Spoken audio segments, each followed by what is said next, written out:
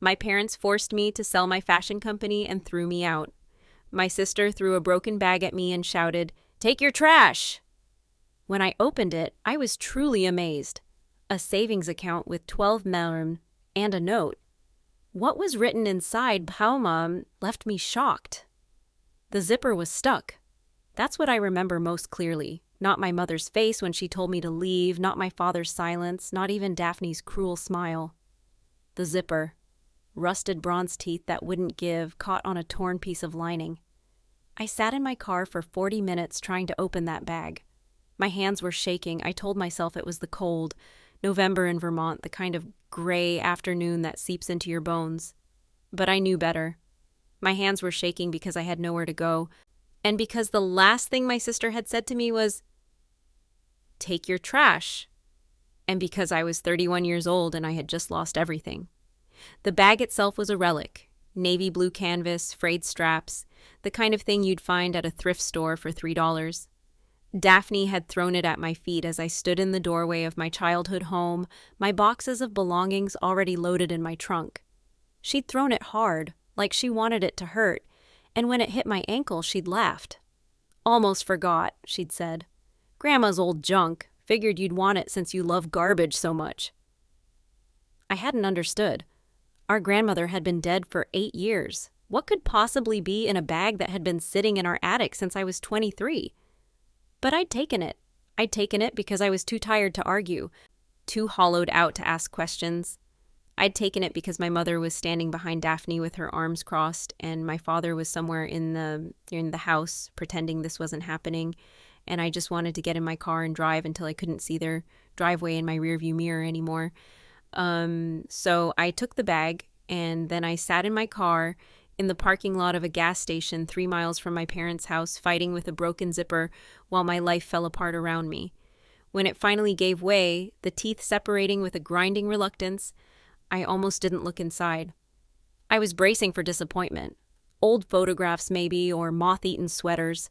The kind of sentimental detritus that Daphne would consider trash, simply because it had no monetary value. What I found instead was a manila envelope. Heavy, official-looking. My name written on the front in handwriting I recognized immediately, even after all these years. Eleanor. My grandmother's cursive. The same elegant loops she'd used to sign my birthday cards, to write recipes on index cards, to address letters she'd sent me during my freshman year of college when I was homesick and overwhelmed, and she was the only person in my family who seemed to understand. I opened the envelope with trembling fingers. Inside was a single sheet of paper, a letter, and beneath it a collection of documents I didn't immediately understand. Bank statements, account numbers, a signature card with my name already filled in. I read the letter first. "My dearest Eleanor, if you're reading this, I'm gone, and something has gone terribly wrong in our family. I hoped this day would never come. I hoped that after I passed, your parents would find their way to fairness, that your sister would outgrow her jealousy, that you would be given the place you deserve in our family story. But I knew them too well to trust and hope alone. You were always different from them, Eleanor. Not better, I won't say that, because I love them all, even knowing their flaws. But different. You had my mother's fire. You had her stubbornness, her vision, her refusal to be small, and I watched year after year as they tried to stamp that fire out of you. I couldn't stop them while I was alive. Your father is my son, and there are limits to what a mother can say without destroying what's left of a relationship. But I could plan, I could prepare, I could make sure that when they finally pushed you too far, you would have something to land on. The account enclosed contains my personal savings, money I set aside over 50 years, money your grandfather and I earned together, money that has absolutely nothing to do with the family business or your father's inheritance. It's mine to give, and I'm giving it to you. At the time I'm writing this letter, the balance is $4.2 million. I've arranged for it to continue growing through conservative investments managed by my attorney, Gerald Whitmore. By the time you read this, it should be considerably more. This is not a reward for being pushed out. This is a foundation for whatever you choose to build next. I believe in you, Eleanor. I always have. With all my love, Grandma P.S. Don't let them see you cry. You're stronger than they know. I sat there in my car in that gas station parking lot, and I did exactly what my grandmother had told me not to do. I cried. I cried for 20 minutes, ugly heaving sobs that fogged up my windows and left my chest aching. I cried for my grandmother who had seen this coming years before it happened. I cried for myself, for the business I'd just been forced to sell, for the family that had never felt like mine. I cried because I was exhausted and terrified and suddenly, impossibly, holding proof that someone had loved me enough to plan for my pain. When I finally stopped crying, I looked at the bank statements. The balance wasn't $4.2 million anymore. It was $12.3 million. I need to tell you about my grandmother. Her name was Vivian Ashworth, and she was the most remarkable person I've ever known. She'd grown up during the Depression, the daughter of a seamstress and a carpenter, and she'd worked her way through secretarial school while raising her younger siblings after their mother died of tuberculosis. She'd met my grandfather at a dance hall in 1952, married him 6 months later, and spent the next 4 decades building a life that defied every expectation placed upon her. My grandfather was an accountant, steady, reliable, good with numbers, but not particularly ambitious. My grandmother was the opposite, restless, creative, always looking for the next opportunity. She'd started a small catering business when my father was young, then pivoted to event planning, then real estate.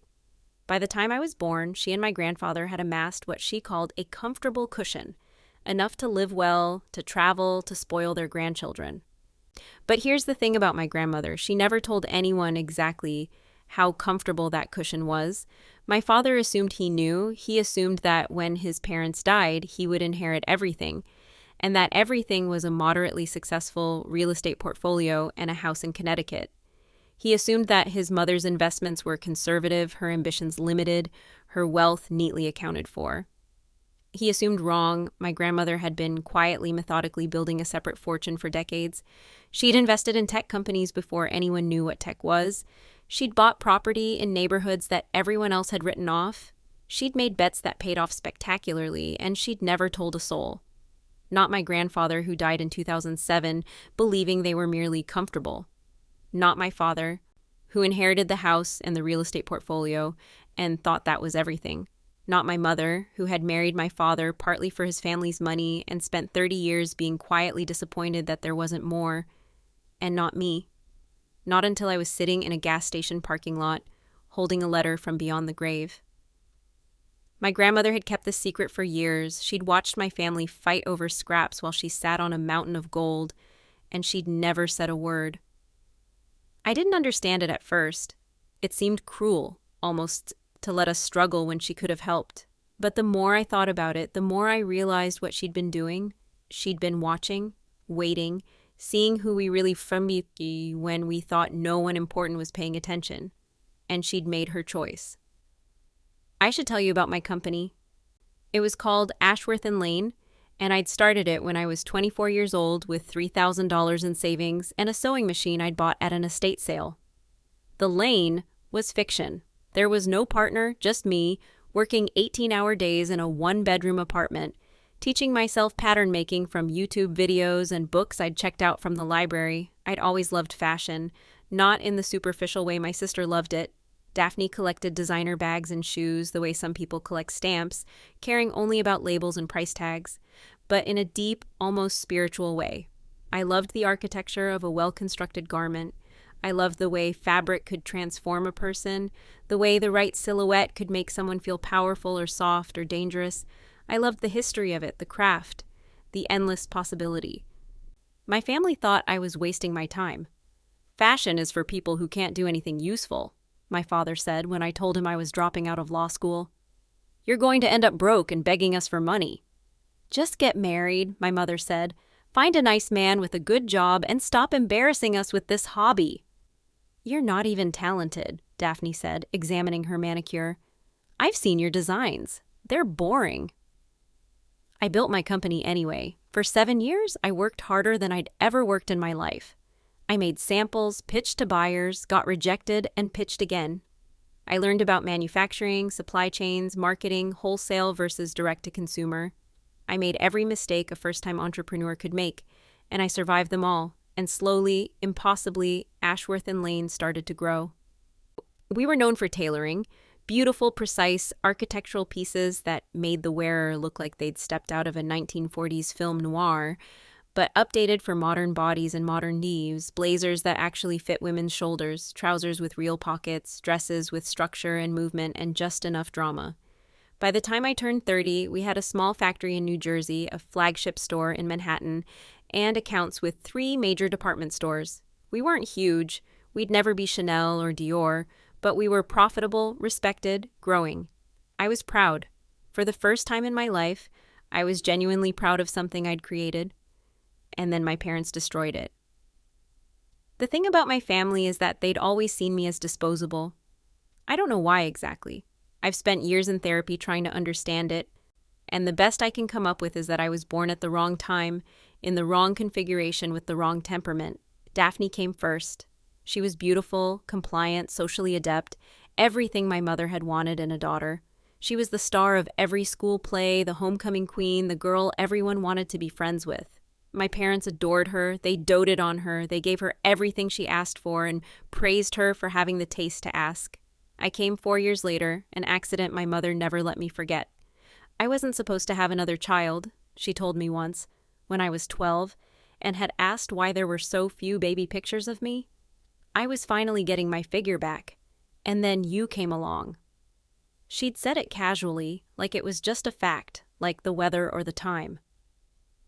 Like it wasn't a knife sliding between my ribs. I learned early that my role in the family was to be invisible, to be quiet, to not take up space or resources or attention that rightfully belonged to Daphne. When I did well in school, my parents changed the subject. When I won awards, they forgot to come to the ceremonies. When I struggled, they told me I should try being more like my sister. And Daphne learned from their example. She learned that I was safe to torment, that no one would stop her, that my feelings didn't count. She broke my toys and blamed me for being careless. She told lies that got me grounded. She excluded me from parties, from friendships, from any social circle she controlled. By the time I was an adult, I'd accepted that my family would never love me the way they loved her. I'd built my own life, my own identity, my own measure of success. Ashworth and Lane was proof that I didn't need them, that I could be somebody without their approval.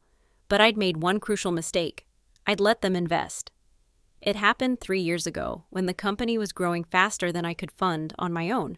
I needed capital. Not a lot. $500,000 to expand our manufacturing capacity, but more than I had in savings and more than banks were willing to lend to a small fashion company with no collateral. My father offered to help. I should have known better. I should have seen it for what it was, a trap, a hook, a way to get his hands on something I'd built. But I was exhausted from years of bootstrapping, and he seemed so sincere, so supportive. For the first time in my life, he was acting like he was proud of me. "I believe in what you're doing, Eleanor," he said over dinner at his house, my mother nodding along like she'd always been my biggest fan. "Let me help. Consider it an investment in your future." Daphne wasn't there that night. Looking back, I think that was intentional. I accepted his offer. He invested $500,000 in exchange for a 20% stake in the company. A fair deal, I thought at the time. We signed the papers. He shook my hand. And then, slowly, everything changed. First, it was small things. My father started asking questions about our finances, our vendors, our customer lists. He wanted copies of our contracts, our strategic plans, our employee records. He said it was just due diligence, just wanting to stay informed about his investment. Then he started making suggestions. We should change our pricing structure. We should drop certain product lines. We should hire his friend's daughter to handle marketing, because she really understood social media. I pushed back, gently at first, then more firmly. Ashworth and Lane was my company, my vision. I appreciated his input, but the final decisions were mine. That's when the fight started. "You're ungrateful," my mother said over the phone one evening after I'd declined to attend a family meeting about the company's direction. "Your father gave you everything you have, and you won't even listen to him." "He gave me a loan," I said, "and I've been paying it back on schedule." "It wasn't a loan, Eleanor. It was an investment. He owns part of that company. He has a right to be involved." He has a right to financial reports and dividend payments. He doesn't have a right to micromanage my business." There was a long silence. Then my mother said very quietly, "You always were difficult." She hung up. Things deteriorated from there. My father started showing up at my office unannounced, demanding meetings with my staff, questioning my decisions in front of my employees. He began calling my vendors, my buyers, my business contacts. "Just checking in," he said, "just making sure everything's on track." He was undermining me, deliberately, systematically, with surgical precision. And then, 6 months ago, he told me he wanted to sell the company. "There's a buyer interested," he said, sitting across from me in my own conference room, my mother and Daphne flanking him like bodyguards. "A consortium. They're willing to pay $8 million for the whole thing." I stared at him. The company is worth at least $10 million, probably more. It's worth what someone's willing to pay for it, and this is a bird in the hand. "I'm not selling." My father smiled. It wasn't a pleasant smile. "I think you'll find that you don't have a choice." He slid a folder across the table. Inside was a copy of our shareholder agreement, the document I'd signed 3 years ago when I was tired and trusting and stupid. "Read section 4.3, he said. I read it. My stomach dropped. Section 4.3 stated that any shareholder with more than 50% equity could trigger a drag-along provision, forcing a sale of the entire company if they secured a buyer willing to pay fair market value as determined by an independent appraisal. "I've already had the company appraised," my father said. "Independently, of course. The appraiser valued it at $8.5 million. The offer is $8 million, which is within the acceptable range." "That appraisal is fraudulent. You picked someone who would give you the number you wanted." "That's a serious accusation, Eleanor. I hope you have proof." I didn't. I had suspicions, certainties born of knowing my father, but nothing I could take to court. "Why are you doing this?" I asked. My voice sounded strange to me, thin, hollow. "You've always hated this company. You've always thought fashion was beneath you. Why do you suddenly want to sell something you never cared about?" My father leaned forward. "Because Daphne needs the money." I looked at my sister. She was examining her nails, the picture of disinterest, but I saw the slight upturn of her lips. "Daphne's business is failing," my father continued. "She needs capital to keep it afloat. And your company, the company I helped build, is going to provide that capital." "You didn't build anything. You invested money. I built this company. With our support, with our connections, with our name. It's called Ashworth and Lane. My name is Ashworth. So is ours." I fought them. For 6 months I fought them. I hired lawyers, contested the appraisal, argued that the drag-along provision had been triggered in bad faith. I presented evidence of the company's true value, our revenue growth, our brand equity, our expansion plans. I showed them offer letters from other buyers willing to pay 3 times what my father's consortium was proposing. None of it mattered. The consortium turned out to be a shell company controlled by my father's business partner, a man who owed my father favors and was willing to lowball a purchase price in exchange for having those debts forgiven. The lawyers explained that proving fraud would take years, cost millions, and probably fail anyway. The appraisal, however compromised, was technically independent. "You can keep fighting," my attorney said during our last meeting, "but by the time you win, if you win, there won't be a company left to save. Your father's already convinced half your vendors that you're going under, your employees are starting to leave. The longer this drags on, the more damage he does." I had no choice. I signed the papers on a Wednesday afternoon in October in a conference room that smelled like old coffee and disappointment. My father slid me a check for my share of the proceeds, $6.4 million after legal fees and taxes, and told me he was proud of me for being reasonable. My mother was there too. She hugged me when it was over, a stiff embrace that felt more like a restraint than an affection. "This is for the best," she said. "Now you can move on, do something more stable." Daphne sent me a text message. "Thanks for the money." I went home to my apartment, sat on my couch, and stared at the wall for 6 hours. And then, 3 weeks later, my parents told me I wasn't welcome at Thanksgiving. I didn't understand at first. The sale was done. Daphne had her money. Why was I being punished further?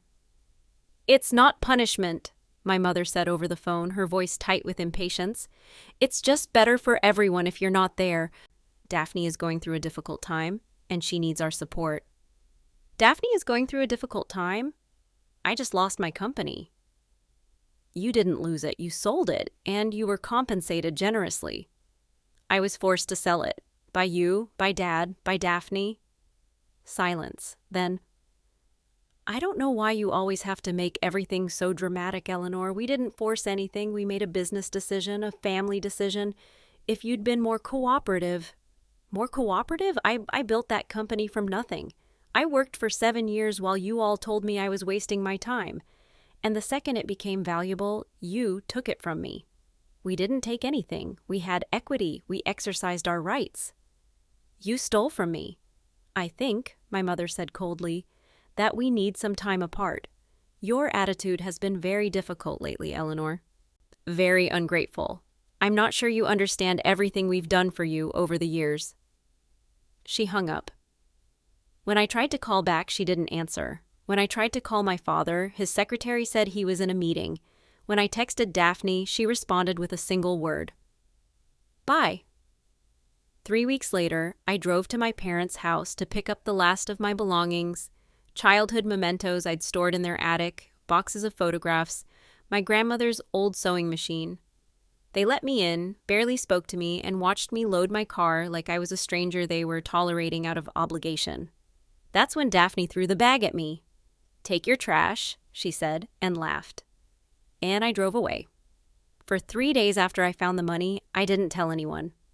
I went through the motions of my diminished life, sleeping in my apartment, eating food I didn't taste, answering emails about the company transition with the detached professionalism of someone who had already died inside. But every few hours, I would pull out my grandmother's letter and read it again, just to make sure it was real. $12.3 million. I kept doing the math, trying to understand how $4.2 million had become $12.3 million in 8 years. The investments must have been extraordinary. Tech stocks, I assumed, or perhaps cryptocurrency purchased early. My grandmother had always been ahead of her time. But it wasn't just the money that kept me rereading the letter. It was her words. "You were always different from them, Eleanor. Not better. I won't say that because I love them all, even knowing their flaws. But different. She'd seen me, really seen me. Not as the difficult one, the inconvenient one, the one who didn't fit. She'd seen me as someone worth protecting. I believe in you, Eleanor. I always have. When I was 8 years old, I'd spent a summer at my grandmother's house in Connecticut. My parents had sent me there while they took Daphne on a cruise. Daphne needs special attention right now, my mother had explained, and you'll have more fun with Grandma anyway. I'd been devastated, but my grandmother had made that summer magical. She'd taught me to sew on her old Singer machine, the same machine I'd later used to make my first designs. She'd taken me to fabric stores and let me touch everything, explain thread counts and weave patterns, and how to tell quality from junk. She'd told me stories about her own mother, who'd been a seamstress in Brooklyn during the Depression, who'd made wedding dresses for society women to pay for her children's school books. "You have her hands," my grandmother had said, watching me work the foot pedal. "Steady, patient, made for making things." I'd forgotten that summer, or not forgotten, buried it maybe under years of family slights and disappointments. But now, holding her letter, it came back to me in a rush of sense memory. The smell of her house, the sound of the machine, the feeling of being valued for exactly who I was. She'd been planning this since then, I realized. Maybe not specifically, maybe she hadn't known the exact shape my exclusion would take, but she'd been preparing, watching, saving, waiting to catch me when I fell. On the 4th day, I contacted Gerald Whitmore. He was the attorney my grandmother had mentioned in her letter, the one who'd been managing her investments for decades. When I called his office, a secretary informed me that Mr. Whitmore had retired 2 years ago, but his daughter Elizabeth had taken over the firm and was familiar with my grandmother's estate. "Mrs. Ashworth was a remarkable woman," Elizabeth said when we met at her office in Hartford. She was in her 50s, silver-haired and sharp-eyed, with the kind of calm competence that made me want to trust her immediately. "I was actually wondering when you'd call." "You knew about this? About the account?" "My father set it up in 2009 after your grandmother's estate was settled. She'd given him very specific instructions years before she died. The money was to be placed in a trust, invested according to her guidelines, and transferred to you under certain conditions." "What conditions?" Elizabeth pulled a file from her desk. "The original instructions stated that you would receive the funds either on your 40th birthday or upon your formal estrangement from the Ashworth family, whichever came first." I stared at her. She knew. She knew this would happen. She suspected Mrs. Ashworth was observant. She told my father that she hoped she was wrong, that she hoped her family would surprise her, but she wanted to be prepared in case they didn't. "How did you know to transfer the funds now? How did you know about the estrangement?" Elizabeth hesitated. "Your grandmother set up a monitoring system. Certain triggers, changes to her will, significant financial transactions within the family, public records like property transfers or business sales. When Ashworth and Lane was sold last month, we began tracking more closely. When we saw that you'd been removed from your parents' house deed and that your name had been taken off the family trust distribution—" "Wait," I held up a hand. "What family trust? What distribution?" Elizabeth's expression shifted, a flicker of something that might have been pity. "Ms. Ashworth," she said gently, "you didn't know?" Here is what Elizabeth Whitmore told me. My grandfather, my grandmother's husband, had established a family trust in 1998, shortly before his death. The trust was funded by his pension, his life insurance, and the proceeds from selling his accounting practice. It was meant to provide for his descendants in perpetuity annual distributions to his son and eventually to his grandchildren. When the trust was established, there were two named beneficiaries in my generation, Daphne and me. After my grandmother died in 2015, my father became the sole trustee with authority to make administrative changes. In 2019, he had removed my name from the trust.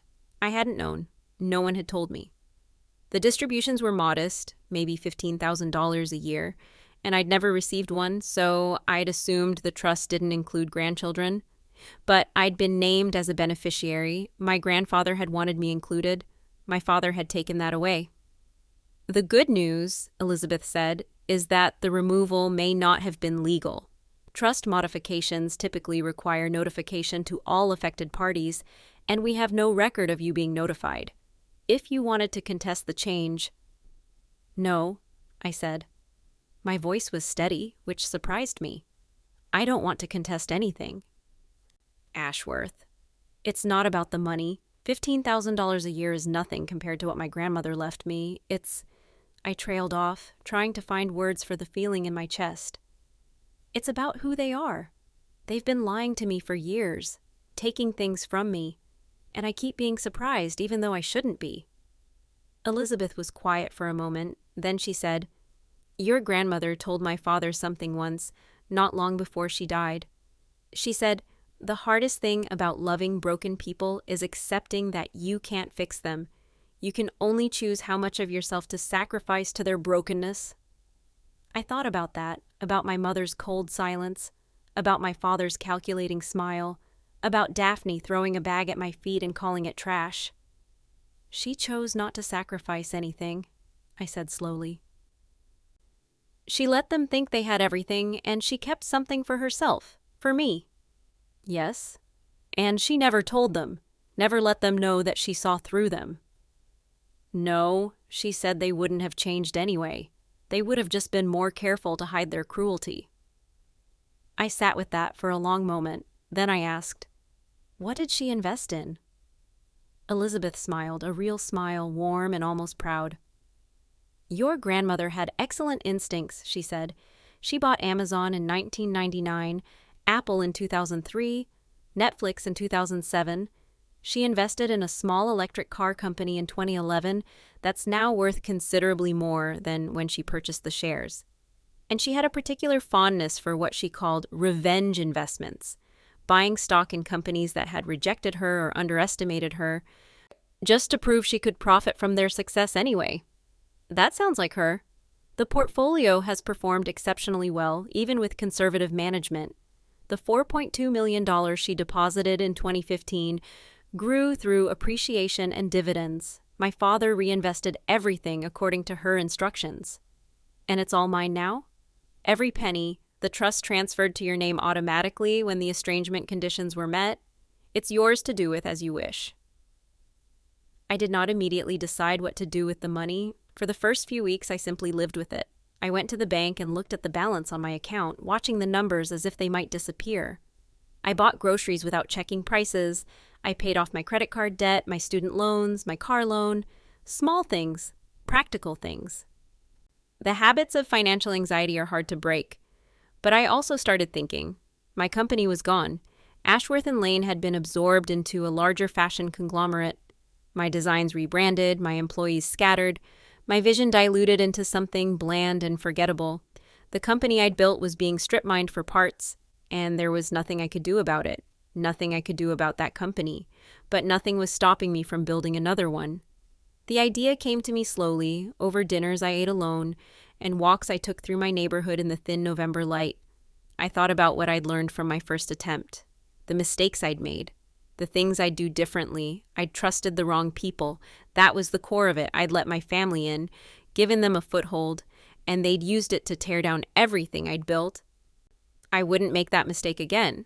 But I'd also proven something to myself. I could build a company. I had the skills, the vision, the tenacity. I'd done it once with $3,000 and a sewing machine. What could I do with $12 million and everything I'd learned? I started making calls. Not to my family. I hadn't spoken to any of them since that day in the gas station parking lot, and I didn't intend to. But to the people who'd believed in me during my first venture. My old production manager, who'd been laid off when the new owners restructured. My head of design, who'd been offered a position with the acquiring company but had quit instead, telling them she didn't want to work for soulless corporate vampires. My first retail buyer, who'd taken a chance on an unknown designer and still sent me Christmas cards every year. I'm starting something new, I told each of them. Smaller, smarter, completely independent, no outside investors, no family, just people I trust. Every single one of them said yes. I named the new company Vivian. It seemed fitting. My grandmother had given me this chance. The money, yes, but more than that, the belief that I was worth investing in. I wanted her name attached to whatever I built next.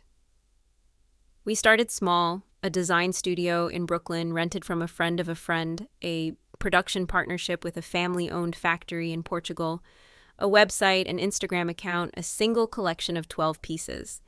I didn't try to recreate Ashworth & Lane. That company had been about tailoring, about precision, about the perfection of traditional forms.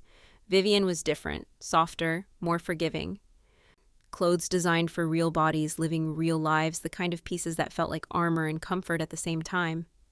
Our first collection sold out in 3 weeks. I didn't promote it aggressively, a few posts on social media, a mention from a fashion blogger who'd loved my previous work.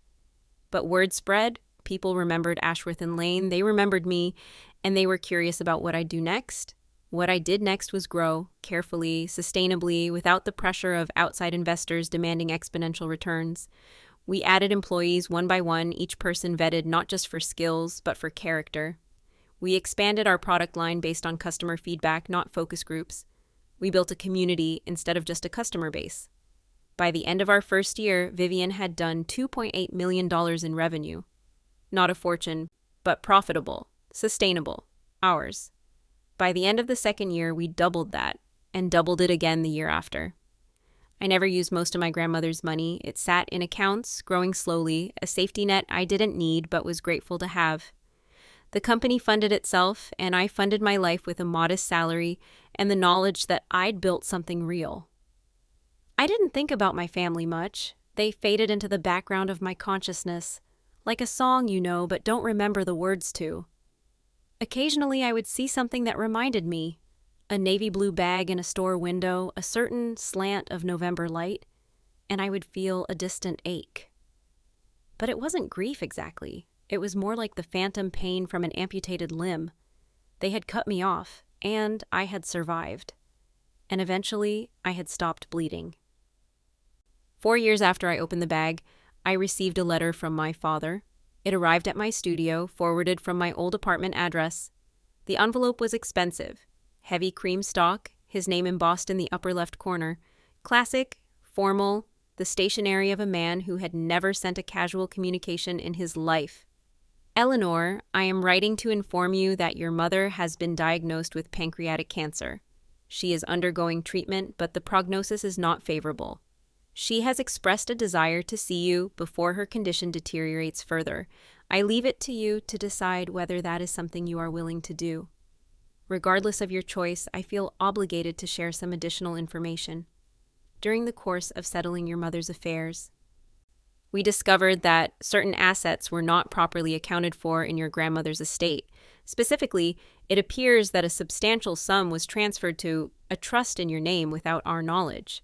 I have consulted with our attorneys, and we believe there may be grounds to contest this transfer.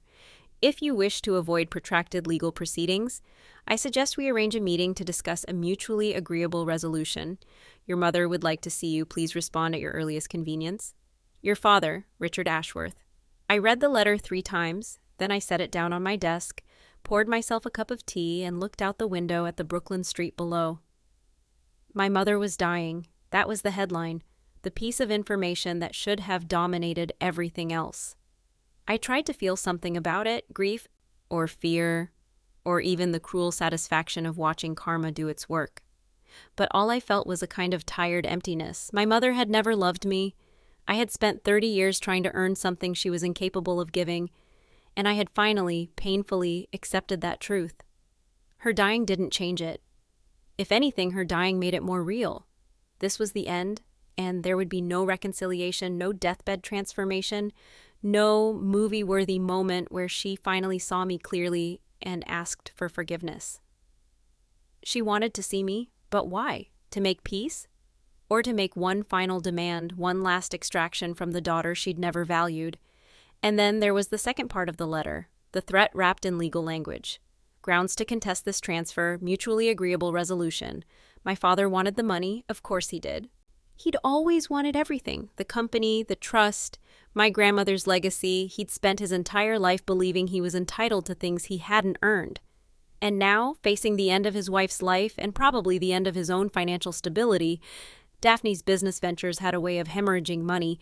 He was making one more play. I thought about calling Elizabeth Whitmore. She would know how to respond to this, what legal protections were already in place, what the chances were that he could actually succeed in contesting the trust. But I didn't reach for the phone. Instead, I sat with the letter for a long time, watching the light change outside my window, thinking about my grandmother. She had known this would happen, not the specific details. She couldn't have predicted my mother's cancer or my father's timing or the exact angle of his approach. But she'd known that eventually they would find out, and they would want what they'd always wanted, everything I had. Don't let them see you cry, she'd written. You're stronger than they know. I was stronger. But I was also tired of fighting, of defending, of always having to protect myself from the people who should have been protecting me. I didn't want to see my mother. I didn't want to negotiate with my father. I didn't want to spend another minute of my life being treated like a resource to be exploited. But I also didn't want to hide. I wrote back to my father a week later, not by letter. That felt too formal, too much like accepting his terms. Instead, I sent an email, brief and direct. Dad, I am sorry to hear about Mom's diagnosis. I hope her treatment goes as well as possible. I will not be visiting. I wish I could offer a different answer, but I don't believe my presence would bring either of us peace. We both know that our relationship has been difficult for many years, and I don't think a crisis is the right context for reconciliation. Regarding the financial matters you mentioned, I have no interest in discussing them with you. Grandma's trust was established legally and with proper documentation. Any attempt to contest it will fail and will cost you considerable legal fees in the process. I would advise against pursuing this course of action. Please take care of yourself and of Mom. I will be thinking of you both. Eleanor. I didn't hear back from him directly. But 2 weeks later, I received a call from an attorney representing my parents, informing me that they intended to file suit against my grandmother's estate for fraudulent concealment of assets. On what grounds? I asked, keeping my voice calm. Mr. Ashworth believes that his mother deliberately hid significant wealth from the family, and that this wealth should have been included in the estate distribution after her death. My grandmother's personal savings were not part of her husband's estate or the family trust. They were her separate property, accumulated over decades from her own investments. She had every right to dispose of them as she wished. That's a question for the courts to decide. Then I look forward to seeing you in court. I hung up. Then I called Elizabeth Whitmore. I was wondering when this would happen, she said when I explained the situation. Don't worry. Your grandmother prepared for this possibility as well. The documents Elizabeth showed me were staggering in their thoroughness. My grandmother had spent years building a paper trail, bank records, investment statements, correspondence with financial advisors, all demonstrating that her personal wealth was completely separate from her husband's estate. She'd kept meticulous records of every contribution her husband had made to their joint finances and every contribution that was hers alone. More than that, she'd prepared a series of affidavits, signed and notarized before her death, explaining her intentions. I am establishing this trust for my granddaughter Eleanor, one of them read, because I believe she has been systematically excluded from the family's resources and affections. I have watched my son and his wife favor their elder daughter in ways both overt and subtle, and I have seen Eleanor struggle to find her place in a family that does not value her. This is not an act of revenge or spite. I love my son, and I wish he were capable of being a better father to both of his children, but I am a realist. I have seen who he is, and I have seen who Eleanor is, and I know that without intervention she will be left with nothing while her sister inherits everything. The money in this trust is mine. I earned it. I invested it. I grew it through decades of work and careful planning. It does not belong to my son. It never did, and I am choosing to give it to the person who needs it most and deserves it most. If anyone contests this trust, they are welcome to try it. I have the documentation to prove every claim I have made. I have attorneys prepared to defend my wishes, and I have left no ambiguity about my intentions. To Eleanor, if you are reading this, I am sorry you had to learn that your family failed you, but I hope you understand that you were always loved, even when it didn't feel that way. You were always seen. Make something beautiful with what I've left you. That's all I ask. I sat in Elizabeth's office for a long time after I finished reading. She really did think of everything, I said finally. Your grandmother was an extraordinary woman. Will they win the lawsuit? Elizabeth shook her head. They don't have a case. They're hoping you'll settle to avoid the hassle, offer them a portion of the trust to make them go away. But if you don't settle, they'll have to prove that your grandmother's assets were marital property or part of her husband's estate. They can't. Everything is documented. What do I do? That's up to you. You can fight and you'll win, but it will be expensive and time-consuming. Or you can offer them something, not because they deserve it, but because it might be simpler. I thought about my grandmother's words, make something beautiful with what I've left you. I don't want to give them anything, I said slowly. Not because I can't afford it, but because it wouldn't be what she wanted. She didn't leave this money to make peace with my family. She left it to give me freedom from them. Then we fight. Then we fight. The lawsuit dragged on for 18 months. My father's attorneys filed motion after motion, requested document after document, deposed everyone they could think of who might have information about my grandmother's finances. They were grasping, desperate, throwing everything at the wall to see what would stick. Nothing stuck. Every piece of evidence they demanded only confirmed what Elizabeth had already known. My grandmother's wealth was hers alone. The investments she'd made, the savings she'd accumulated, the trust she'd established, all of it was separate from the family estate, protected by decades of careful planning. During the discovery process, we learned a few interesting things. Daphne's business, a boutique luxury skincare line that she'd started with the money from the Ashworth and Lane sale, had failed spectacularly. She'd burned through the $2 million she'd received in less than 3 years, funding a lifestyle of expense account dinners and influencer collaborations, while actual product development and marketing languished. The company had gone bankrupt 6 months before my mother's diagnosis. My father's finances weren't much better. He'd made a series of bad investments in the years since my grandmother's death, convinced that he had the same instincts she'd had. He didn't. By the time he filed the lawsuit against me, he was facing significant debts and the prospect of selling the family home. They weren't suing me because they believed they had a case. They were suing me because they were broke and desperate and had convinced themselves that my grandmother's money should have been theirs. The case was dismissed with prejudice 18 months after it began. The judge ruled that my father had no legal standing to contest a trust established with separate property, and that all documentation supported my grandmother's clearly stated intentions. My father's attorney called me the day after the ruling. "Mr. Ashworth would like to discuss a resolution," he said. "There's nothing to discuss. The case is over." He's aware of that, but he's hoping you might be willing to help the family during this difficult time. Your mother's medical bills have been substantial and... No. Ms. Ashworth. I said no. Tell my father that I wish him well and that I'm sorry for his financial difficulties, but I will not be offering any assistance. He spent 18 months trying to take money that was legally and rightfully mine. He doesn't get to ask for charity now. I hung up. For a long moment, I sat at my desk waiting to feel something. Guilt, maybe? Or satisfaction? Or grief for the relationship I'd never had, and now certainly never would. What I felt was peace. My mother died 3 months later. I didn't go to the funeral. I sent flowers, white lilies her favorite, and a note expressing condolences. But I didn't go. Daphne called me the night before the service, which surprised me. We hadn't spoken in over 5 years, not since the day she'd thrown the bag at my feet. "You should be here, Jane," she said. Her voice was rough, either from crying or from drinking. I couldn't tell which. "She was your mother." "I know." "She asked about you at the end. She wanted to know why you never came to see her." I didn't say anything. "She cried, Eleanor. She cried because her daughter abandoned her while she was dying. She cried because she was dying and she was scared. I'm sorry for that. But I didn't abandon her, Daphne. She abandoned me. Years ago, over and over again. That's not... It is true. And I think you know that.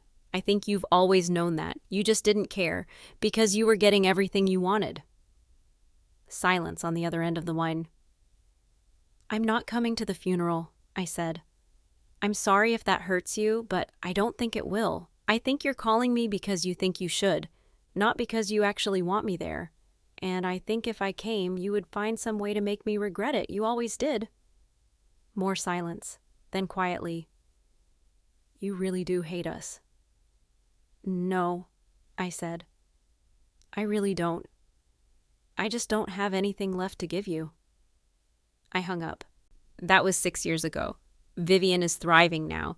We've expanded to 3 production facilities, opened 2 retail locations, and launched a successful plus-size line that's become our best-selling category.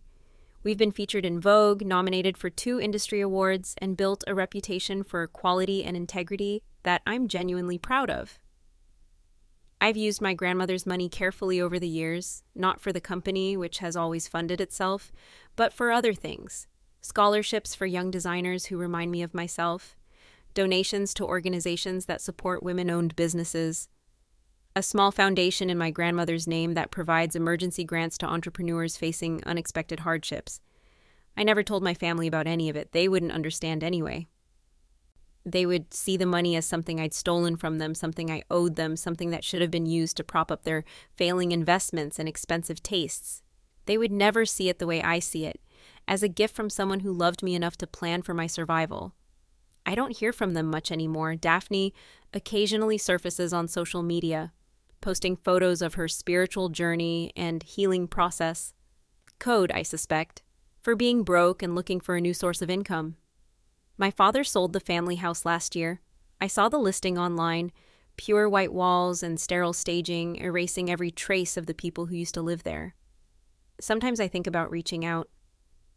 Not to reconcile exactly, but just to see. To know if they've changed at all, if losing everything has given them any perspective. But then I remember the the broken zipper, the dismissive cruelty of my sister's voice. "Take your trash." They threw me away, and in that moment of discard, they gave me the greatest gift my grandmother had ever prepared. They gave me the rest of my life. I still have the bag. I keep it in my office on a shelf behind my desk where I can see it every day.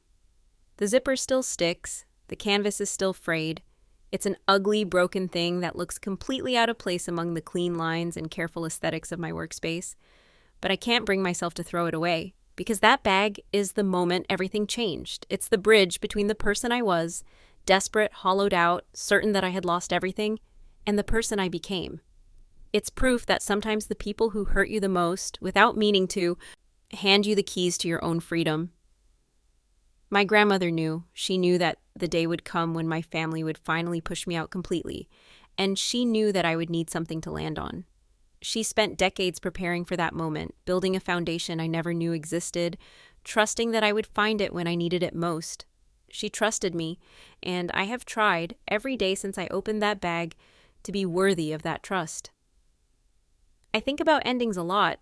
In storytelling, endings are supposed to provide closure, resolution, justice, transformation. The villain gets punished, the hero triumphs, order is restored. Real life isn't like that. My family never apologized. They never acknowledged what they did to me, never recognized the harm they caused. My father is still convinced that he was robbed, that my grandmother's money should have been his. Daphne still thinks of herself as the victim, betrayed by a sister who refused to support her through hard times. My mother died believing that I had abandoned her, that my refusal to visit was cruelty rather than self-preservation. There's no scene where they suddenly understand, no moment of recognition where they see me clearly and feel the weight of their choices. They remain who they always were, people who saw me as a resource to be used, an inconvenience to be managed, a problem to be solved, and I remain who I am, someone who survived them. Maybe that's the only ending there ever is. Not triumph over your enemies, but triumph over your own need for their approval. Not justice delivered, but peace finally found. Not the satisfaction of watching them suffer, but the quiet relief of no longer caring whether they do. My grandmother understood that. She didn't leave me her money so I could take revenge on my family. She left it so I could build a life without them. She gave me the resources to walk away and never look back. And that's what I've done. I'm 40 years old now. I have a company I love, colleagues I trust, a life I've built entirely on my own terms. I have enough money to last several lifetimes and the wisdom to know that money alone means nothing. I have my grandmother's memory, her values, her belief that the best revenge is becoming the person you were always meant to be. I don't have a family, not in the traditional sense, but I have people who love me, friends who showed up when my blood relatives wouldn't, employees who became something like sisters, mentors who saw in me what my parents never could. I have everything that matters, and I got it by losing everything I thought I needed. The note my grandmother left was brief, just a few paragraphs handwritten on heavy cream paper. But there's one line I think about more than any other. The hardest thing, she wrote, is accepting that you can't save people who don't want to be saved. You can love them. You can wish them well, but you can't sacrifice yourself on the altar of their inability to change. For years, I tried to save my family from themselves. I tried to be good enough, successful enough, accommodating enough to earn their love. I contorted myself into shapes I thought they would accept, abandoned pieces of myself I thought they would reject. None of it worked. Nothing ever would have. Because they weren't broken in a way that I could fix. They were broken in a way that made them incapable of seeing me as anything other than a mirror for their own disappointments. My grandmother saw them clearly, and she saw me clearly too. She knew that the only way I would ever be free was if I stopped trying to be part of something that had never wanted me. She gave me the resources to leave. She gave me permission to go. And she gave me one last message, hidden in a broken bag that my sister threw at my feet like garbage. "You were always loved," she wrote, "even when it didn't feel that way. You were always seen." I keep that note in my wallet now. Folded carefully, worn soft at the edges from years of handling. I read it when I need to remember who I am and where I came from. I read it when I doubt myself, when I wonder if I made the right choices, when the old wounds ache with phantom pain. And I remember I was always loved, by someone who mattered, by someone who saw me whole. That's enough. That's always been enough. Last month, I received an email from my father, brief, formal, completely in character. Eleanor, I am selling the last of your grandfather's estate. Among the items is your grandmother's sewing machine. Before I dispose of it, I wanted to offer you the opportunity to purchase it if you're interested. Let me know. Dad. I laughed when I read it. Out loud, in my office, for a solid minute. He wanted to sell me my grandmother's sewing machine, the machine she'd taught me to use when I was 8 years old, the machine that had started my entire career, that had been the foundation of everything I'd built. He wanted to charge me for it. Some things never change. I wrote back, Dad, thank you for the offer. I already have Grandma's sewing machine. She gave it to me years ago when I started my first company. Perhaps you're thinking of a different one. Best, Eleanor. It wasn't quite true.